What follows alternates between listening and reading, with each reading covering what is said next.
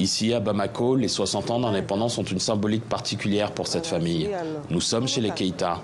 Atouma est la fille du père de l'indépendance, Modibo Keïta.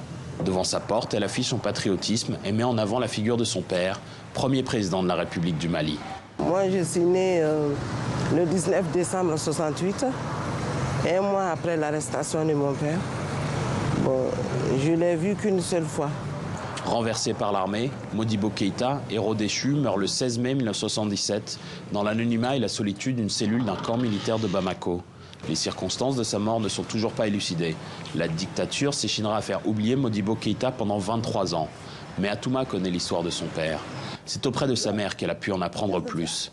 Modibo Keïta a épousé Fatoumata Diallo le 24 mars 1962.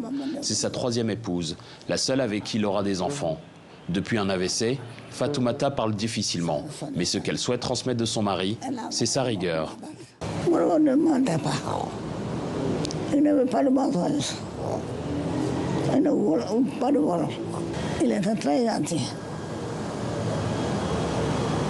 Et puis il a beaucoup fait pour son pays. La famille de Modibo Keïta met en avant ses réalisations, excite les dérives autoritaires du régime socialiste d'alors et les problèmes économiques du pays. Dans cette maison, pas de politique. C'est la figure du patriarche qu'on souhaite conserver. C'est la photo de mon père et de ma maman. Et là, c'est la photo de Modibo aussi. Bon, là, c'est la photo de Modibo quand il a été à la Mecque. 4 générations vivent dans cette ancienne maison coloniale récemment mise à leur disposition par l'État. Dans le salon, nous leur faisons écouter un enregistrement, celui du premier discours du Mali indépendant. Il n'y a pas de temps à perdre.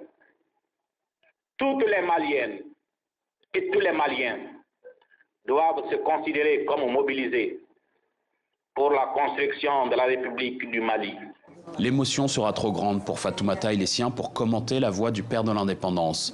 Malgré tout, 43 ans après sa mort dans les geôles de la dictature, la volonté de porter haut les idéaux d'unité et de panafricanisme de Modibo Keïta reste farouche.